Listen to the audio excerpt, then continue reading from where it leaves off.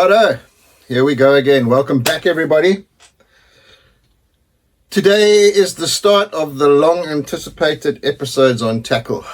I know some of you may have become a little bit disinterested with us laying down all the groundwork for getting into this fantastic sport, but it's very important. And as we go along through the episodes, you'll understand, or you'll come to understand why those things are so important. And even in the choice of tackle, why those things are so important. So today, we're going to start with rods. Little disclaimer before we get stuck into the rod thing. And this is something I need you all to understand. Fishermen, wives, friends, there's no end to this. We don't have merch yet, but the first merch t-shirt is going to be "He who dies with the most tackle wins." Tackle is a very personal choice type of scenario, particularly rods and reels. So what I've decided to do is I'm going to give you a basic grounding in how to help you decide what rods and reels will suit you, and my thoughts on it, having bought, several hundred rods throughout my life to get to where I am now. Now, what we're going to do is everybody has a different budget that they can spend on tackle. So as we're going through, I'm going to put 3 levels of rods that you guys can consider as far as your spend.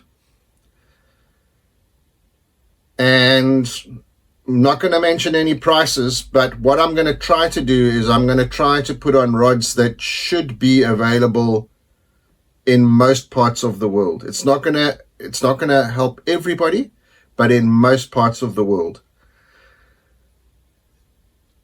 The tricky thing with buying rods is there's literally thousands of options. So knowing which rod to buy may help narrow things down a bit for you. And where we are in the industry now, everything has become very technique specific, and I'll explain to you what that means a little bit later. So there are a few instances where you can buy one rod that will do multiple things. We're going to try and focus on those, but as we get further along into techniques, every time we do a technique, I will bring up rod choices and reel choices, which are options for you should you want to focus on those particular techniques. If it's something that you feel will apply more to the area or the part of the world that you are fishing, then obviously that would be something that would be more beneficial to you as the angler. Initially, now, what we're going to talk about now is how to buy a rod. What does the information mean? There's a lot of information out there. So I'm going to break it down. The information applies to both spinning rods and casting rods. We'll look at that now. And how we're going to break it down is I'm only going to talk about moving baits, which means your hard baits like crankbaits, jerkbait, and we'll get into this, guys. Don't panic. We'll get into it. Crankbaits, jerkbaits, top water, spinnerbaits, jigs, vibrating jigs. We've got to be very careful what we say here. There's some companies around that don't like having specific words used. And how those different rods allow you to fish those different baits more effectively. Now, a rod does not apply in bass fishing. There are specific rods that will be used for specific techniques, but that is not the be-all and end-all of that equation. It is the rod, the reel, and the line that the fishing line that you use that will allow you to be most effective in that particular presentation. Again, when we get into the specific techniques, we'll talk about the rods that I suggest for those, or recommend for those specific techniques, the reels and the line for each and every technique. Today, we're going to talk about the differences between rods, what all the writing means on the rods when you go into a shop and you go, all I want to do is buy a rod. This is very overwhelming. I don't know what to do. Help. And that's what we're going to do today. So let's start with where most of us start in fishing, and that's with a spinning rod. Now, spinning rods, in my opinion, are probably going to be the easiest entry into bass fishing for most people. However, there's a caveat to that. If you start with a casting rod, it is a lot easier for you to become used to using a casting reel. It's more difficult to use a casting reel than it is to use a spinning reel. And again, we'll get into that. I will show you guys exactly how that works, how to set it all up and how to cast them and all that kind of stuff. So a spinning rod, generally speaking, the reel is underslung. It's underneath the rod. And a casting rod, generally speaking, the reel is on top of the rod. Now, today I'm using two-piece rods just for, this is a very small room, so I'm using two-piece rods to show you. There's nothing wrong with two-piece rods, but and the technology over the last few years with two-piece rods has come so far that there's very little difference between a two-piece rod and a one-piece rod. So a two-piece rod, just to explain, is you have this part of the rod that holds the reel, and then a second part of the rod which attaches onto that part of the rod there, which is called a ferrule, which makes it a two-piece rod. And basically all that does is it makes it easier to transport the rod. So if you are somebody that loves to pond hop, or you like to stop in at a pond on your way home from work, this is the kind of thing that you would throw on the back seat of your car. It wouldn't take up any room, and off you would go. If that's not a concern in your life, a one-piece rod is definitely the way to go. Most boat anglers that I know only use one-piece rods, and the simple reason for that is that most boats have got rod lockers on them where you can store the rods, and flat decks on the front and back of the boat where the rods can lie flat and they don't take up a lot of room. Let's go over the parts of the rod, and they are the same on all types of rods. So this is called a split grip rod, and what that means is that there are two parts to the grip. So this is the reel seat where the reel attaches to. This unwinds,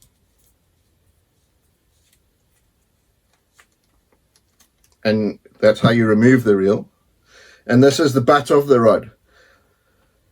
So on a split grip rod, it's a two-part. You've got the reel seat and the butt. On a full grip rod, this whole piece here would be covered either with cork or EVA. This is EVA here. It's just like a foam material. Then going forward, you've got, on a spinning rod, you've got your first guide is called a stripper guide, and it's bigger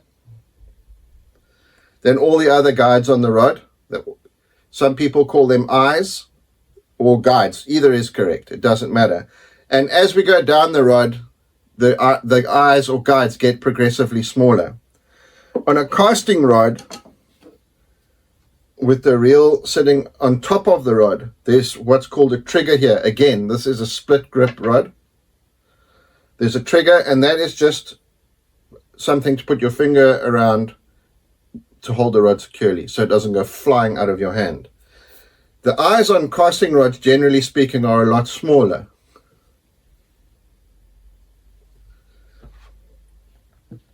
Most rods, casting and spinning, have between 7 to 10 guides on them, including the tip eye, which is the guide that's on the very tip of the rod. Now, why spinning rods? A couple of reasons. Spinning reels, generally speaking, are a lot easier to learn how to cast with than casting reels are. The operation of the reel is very straightforward. We're not going to go into it in too much depth now. We'll do that when we get to reels. But essentially, this part here is called the bell arm. You flip the bell over. You would hold the line with your finger over the shoulder. As you come forward, let it go. Click the bell back over, wind, you're off to the races. And all the line is coming off smoothly off the front of the spool. This area here is the spool. On a casting rod, with the casting reel above, the setup here, the engineering inside this reel is so slick. The effort that it takes to cast with the reel, you would depress the thumb bar, keeping your thumb on the line at all times. Same deal, rod over the shoulder and fire, but the whole time you're controlling the spool with your thumb. Now, on modern reels, it's not as important as it was previously when I was learning 150 years ago how to fish with a bait casting reel.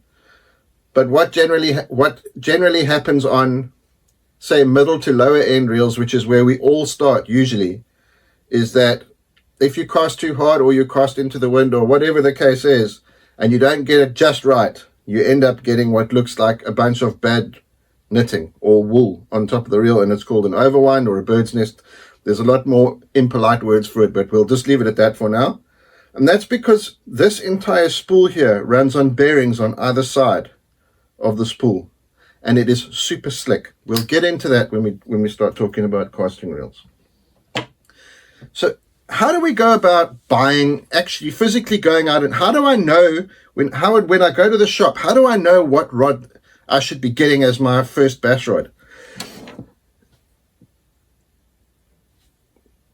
When you're going in to buy your first bass rod, it can be super confusing and also a little intimidating because you're a beginner. You don't actually know what lures you need to get to do this and to do that and to do the next thing. So how do we know when we pick up a rod whether it's the rod for us? On the rod, usually above the reel seat or just below the reel seat, there's a lot of information that you can find. Let me grab the old man glasses.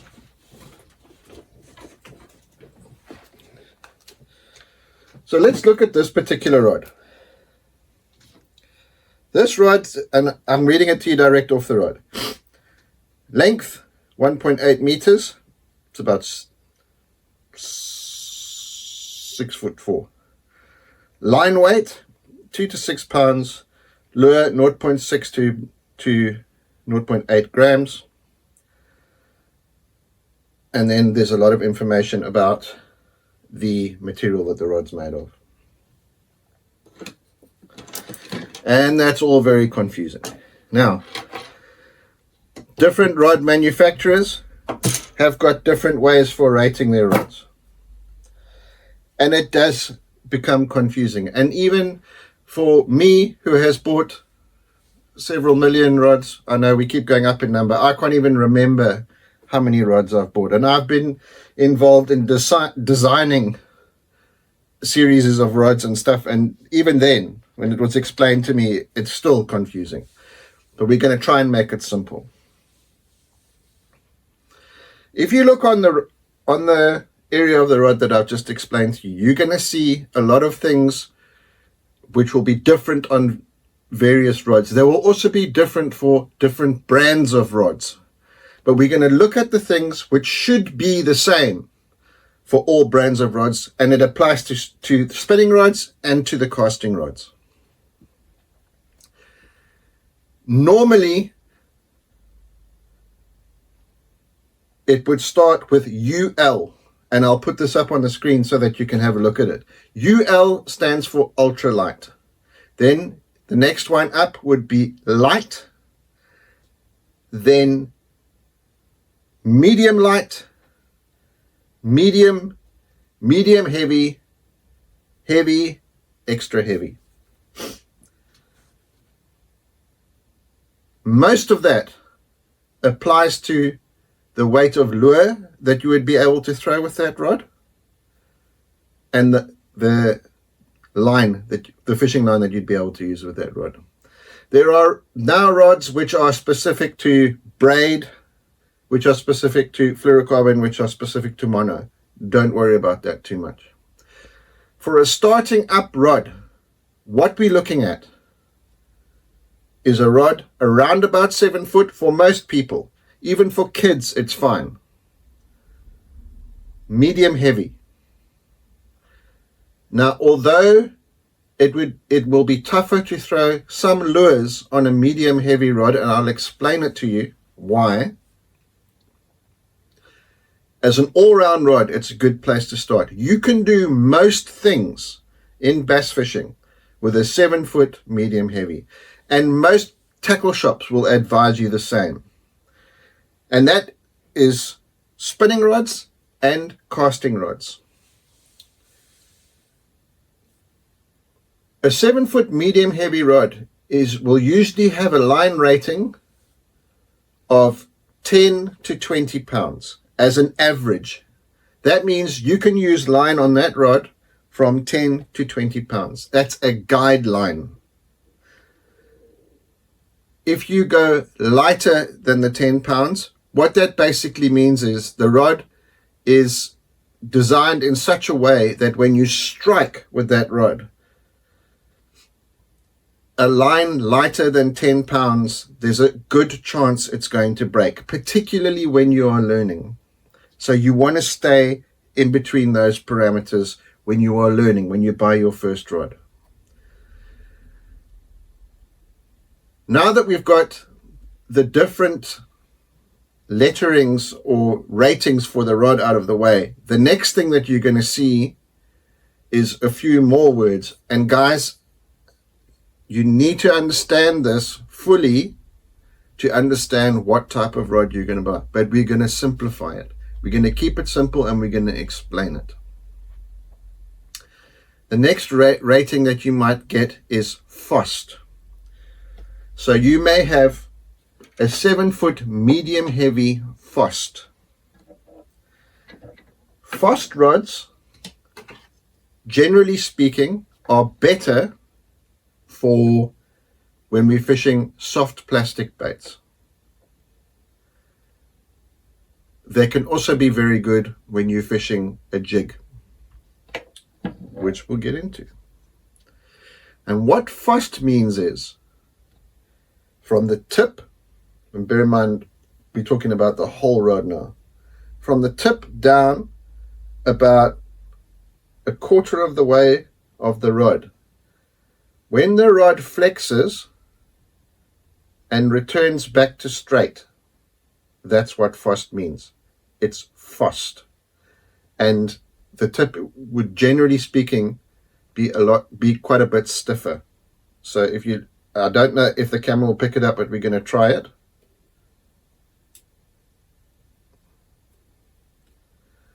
Generally speaking, FOST rods are more sensitive rods. The only category above FOST is extra FOST.